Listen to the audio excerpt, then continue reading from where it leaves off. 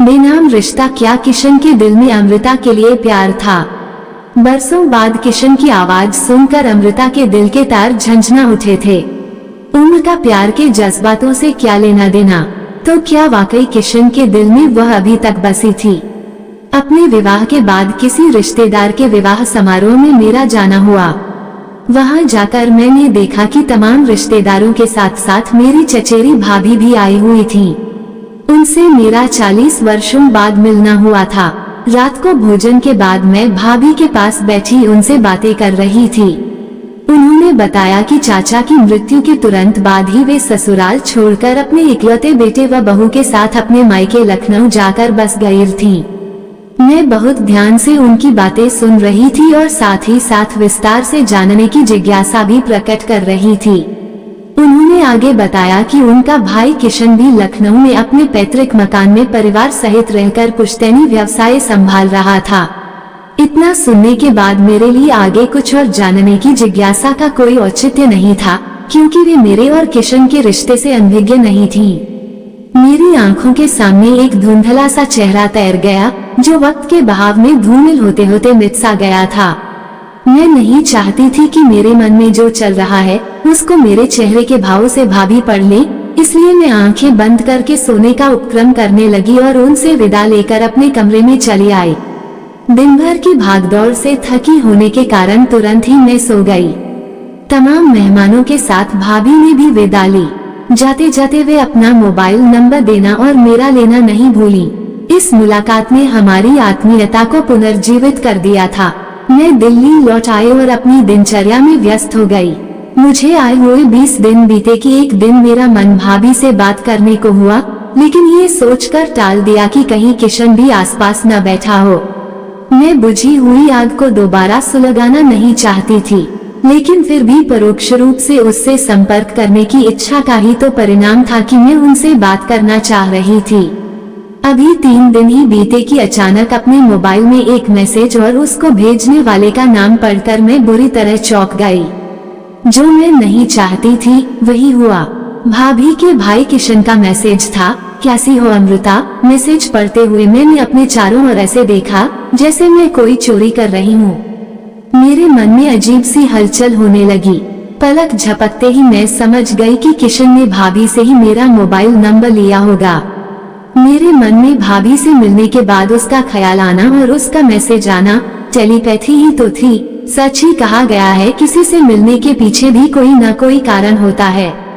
तो क्या भाभी से मिलने का कारण भी मेरा किशन से दोबारा संपर्क होना था? मैं सोच रही थी। मेरा मन अशांत हो चला था। मैं अपने मस्तिष्क को 40 वर्ष पहले अतीत में घटित घटना की यादों में धकेलने के लिए मजबूर हो गई थी, जो मेरे मानस पटल से समय के बहाव में धूल पुंज गए थे और जिनका मेरे जीवन में अब कोई अस्तित्व ही नहीं था। अतीत के पन्ने एक एक करके मेरी आंखों के सामने खुलने लगे। मेरी भाभी अपनी माँ और भाई के साथ मथुरा में हमारे घर आई थी। तब मेरी उम्र 21-22 वर्ष की रही होगी। भाभी के आग्रह पर जहाँ जहाँ वे घूमने गए, मैं भी उनके साथ गई। साथ साथ घूमते हुए भाभी के भाई की गहरी निगाहों की कब मैं शिकार हो गई, मुझे पता ही नहीं चला। उसकी मंद मंद मुस्कान और बोलती हुई बड़ी बड़ी भूरी आंखों ने मुझे मूक प्रेम निमंत्रण देने में जरा भी संकोच नहीं किया, जिसको स्वीकार करने से मैं अपने आप को रोक नहीं पाई। वो बहुत कम बोलता था, लेकिन उसकी आंखों की भाषा से कुछ भी अनकहा नहीं रहता था। किसी ने ठीक ही कहा है, खामोशियों की भी जुबान होती है। परिवार वालों से हटकर जब भी मौका मिलता था वह मेरा हाथ पकड़ लेता था और मैंने भी कभी हाथ छुड़ाने का प्रयास नहीं किया था। हम दोनों मंत्रमुग्ध से एक दूसरे का साथ पाने के लिए आतुर रहते थे। और वो होली का दिन कैसे भूल सकती हूँ, वह सब यंत्र चालित हम एक दूसरे के पीछे भागते रहते थे। 20 दिनों के साथ के बाद अंत में बिछुड़ने का दिन आ गया। भाभी मुझसे खींची खींची ही रही। इससे मुझे आभास हो गया था कि उनसे कुछ भी छिपा नहीं है। मौका पाकर किशन ने मेरे हाथ में एक छोटी सी पर्ची थमा दी, जिसमें उसका पता लिखा था। कुछ भी कहने सुनने का हम दोनों को कभी मौका नहीं मिला। आज के विपरीत वह जमाना ही ऐसा था जब अपने अपने हाव भाव से ही प्रेम की अभिव्यक्ति होती थी। उसे शब्दों का जामा पहनाने में इतना विलंब हो जाता था कि समय के बहाव में परिस्थितियां ही बदल जाती थीं। मुझे याद है उसके जाने के बाद अगले दिन अपनी सहेली से लिपट कर मैं कितना रोई थी। किशन से लगभग 3 महीने तक पत्र व्यवहार हुआ, फिर अचानक उसका पत्र आना बंद हो गया। मैंने पत्र लिखकर कारण पूछा, लेकिन कोई जवाब नहीं आया। समय बीतता गया और किशन के साथ बिताए गए दिनों की यादें समय की परतों के नीचे दबती चली गईं। और आज अचानक इतने वर्षों बाद उसका यह अप्रत्याशित मैसेज। मुझे कुछ समझ नहीं आ रहा था कि मैं क्या करूं। अपने पति की मृत्यु के बाद से जीवन अकेलेपन और खालीपन के एहसास के नीचे दबकर दम तोड़ रहा था और एक बोझ सा बन गया था, लेकिन जीना तो था ना। बच्चे बहुत व्यस्त रहते थे, मैं हमेशा उनके सामने मुस्कुराहट का मुखौटा ओढ़े रहती थी, लेकिन रात में अकेले साथी की कमी को बहुत शिद्दत से महसूस करती थी और कई बार तो रात भर नींद नहीं आती थी, ये सोचकर कि पहाड़ सा जीवन कैसे काटूंगी। वर्तमान परिस्थितियां देखते हुए मेरा मन किशन से बात करने के लिए व्याकुल हो गया।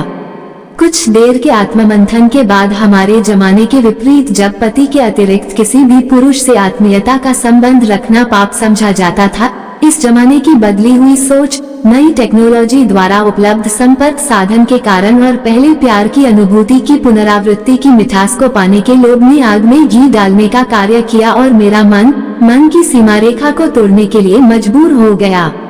मैंने अपने मन को ये कहकर समझाया, देखिए आगे आगे होता है क्या। और मैंने जवाब दिया, ठीक हूँ, तुम बताओ। वो जैसे मेरे जवाब का इंतजार ही कर रहा था। प्रत्युत्तर में उसने औपचारिकता पूर्ण मेरे परिवार के बारे में विस्तार से पूछा और अपने परिवार के बारे में बताया कि उसके परिवार में उसकी पत्नी और 2 बेटियां हैं, दोनों बेटियों का विवाह हो चुका है। वर्षों बाद उसकी आवाज सुनकर मैं बहुत रोमांचित हुई। ऐसा लगा कि जैसे हमारे अतीत के मूक प्रेम को वाणी मिल गई। वार्तालाप में साथ साथ बिताए गए वे दिन, जो धरातल में कहीं समा गए थे, पुनर्जीवित हो गए।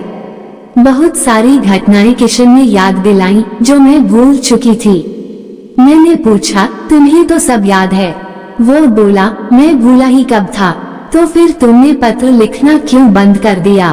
क्या करता? दीदी ने सब कुछ पिताजी को बता दिया और उनके आदेश पर मुझे ऐसा करना पड़ा। वह जमाना ही ऐसा था जब बड़ों का वर्चस्व ही सर्वोपरि होता था। काश उस समय मोबाइल होता। मेरी इस आवाज का मर्म उसे अंदर तक आहत कर गया। चलो अब तो मोबाइल है, अब तो बात कर सकते हैं, उसने मुझे सांत्वना देते हुए कहा। उससे बात करके मुझे अपने पर नाज हो आया कि आज इतने सालों बाद भी मैं किसी की यादों में बसी हूँ। विवाह एक सामाजिक बंधन है जो शरीर को तो कैद कर सकता है, लेकिन मन तो आजाद पंछी की तरह अरमानों के गगन में जब चाहे उड़ सकता है। बहुत बार विवाह के समय हवन की अग्नि भी प्यार की तपिश को अक्षुण्ण नहीं कर पाती। उसकी बातों से स्पष्ट हो गया था कि वो भी अपने परिवार के प्रति समर्पित है, लेकिन मेरी तरह उसके भी दिल का एक कोना खाली ही रहा। प्रसिद्ध शायर फराज ने ठीक ही कहा है, कुछ जख्म सदियों के बाद भी ताजा रहते हैं फराज, वक्त के पास भी हर मर्ज की दवा नहीं होती। मुझे किशन की बातें बहुत रोमांचित करती थीं, लेकिन कभी भी मेरा मन नैतिकता और अनैतिकता के झूले में झूलता हुआ रिश्ते के स्थायित्व के बारे में सोचकर उद्विग्न हो जाता था। लेकिन धीरे धीरे उससे बातें करके मुझे एहसास हो चला था कि हमारा प्रेम परिपक्व उम्र की अंतरंग मित्रता में परिवर्तित हो गया है। इस नए रिश्ते को बनाने में किशन का बहुत सहयोग था। पहले उसकी जो बातें मुझे रोमांचित करती थीं, अब अजीब सा सुकून देने लगी थीं। अब हम दोनों की बातचीत में किसी कारण लंबा अंतराल भी आ जाता था, तो मुझे उसके दोबारा खो जाने की बात सोचकर बेचैनी नहीं होती थी। हम दोनों ही वार्तालाप के दौरान एक बार मिलने की इच्छा व्यक्त करते थे। एक दिन उसने मुझे ये कहकर चौंका दिया कि वो एक बार मिलने के लिए बहुत बेचैन है और वो जल्दी ही किसी बहाने से मुझसे मिलने दिल्ली आएगा। ये सुनकर मुझे सुखद आश्चर्य हुआ। उससे मिलने की कल्पना ही मुझे बहुत रोमांचित कर रही थी। सोच में पड़ गई। 40 वर्षों में उसमें जाने कितना परिवर्तन आ गया होगा, पता नहीं मैं उसके साथ सहज हो पाऊंगी या नहीं। वह दिन भी आ गया जब उसे दिल्ली आना था। किशन से इतने सालों बाद मिलना मेरे लिए सपने का वास्तविकता में बदलने से कम नहीं था। समय और परिस्थितियां बहुत बदल गई थीं, इसलिए उससे मिलने के लिए अपनी मनोस्थिति को तैयार करने में मुझे बहुत समय लगा। उससे मिलने पर मुझे लगा कि हम दोनों के सिर्फ बाहरी आवरण पर ही उंगलियां छाप छोड़ी थी, लेकिन अंदर के एहसास में रत्ती भर भी परिवर्तन नहीं आया था। इतने सालों बाद मिलने पर समझ ही नहीं आ रहा था कि बातों का सिलसिला कहां से आरंभ किया जाए। अभी भी बिना कुछ कहे ही जैसे हमने आपस में सब कुछ कह दिया था। किशन ने मेरे हाथों को अपने हाथों में लेते हुए बात आरंभ की। अमृता, जरूरी नहीं कि हम जिससे प्यार करें उससे शादी भी हो जाए और जिससे शादी हो उससे प्यार हो जाए, क्योंकि प्यार किया नहीं जाता, हो जाता है। इसलिए इन दोनों का आपस में कोई संबंध नहीं है। हमारी आपस में शादी नहीं हुई, लेकिन आपस के प्यार के एहसास के रिश्ते को अच्छे दोस्त बनकर तो जिंदा रख सकते हैं। वैसे भी उम्र के इस पड़ाव में इससे अधिक चाहिए ही क्या। मेरे जीवन में तुम्हारी जगह कोई नहीं ले सकता। मुझे ऐसा लग रहा था जैसे मैं किसी दूसरी दुनिया में विचरण कर रही हूँ। हमारे पुरुष प्रधान समाज में तो ऐसी सोच वाला पुरुष मिलना असंभव नहीं तो कठिन जरूर है, जिसने मेरे प्यार को दिए की लौ की तरह अभी तक अपने दिल में छिपा रखा था। मैं अपने को धन्य समझकर भावातिरेक में उससे लिपट गई और मेरी आंखों से आंसू बह निकले। उसने मुझे अपने बाहुपाश में थोड़ी देर के लिए जकड़े रखा। किशन के पहली बार के इस स्पर्श ने मुझे अलौकिक सुकून दिया। मुझे लगा कि मेरे एकाकी जीवन में किसी साथी ने दस्तक दे दी थी और मुझे जीने का सबब मिल गया था। पति और पत्नी का रिश्ता कानूनी है, लेकिन ये बेनाम रिश्ता, क्योंकि इसने समाज की स्वीकृति की मुहर प्राप्त नहीं की है, अवैध माना जाता है। समाज को अपनी सोच बदलने की आवश्यकता है, क्योंकि यह बेनाम रिश्ता इतना खूबसूरत होता है कि जीवन के लिए संजीवनी से कम नहीं होता और ताउम्र खुशी देता है। शायर गुलजार ने इस बेनाम रिश्ते को अपनी कलम से बहुत खूबसूरत तरीके से उकेरा है।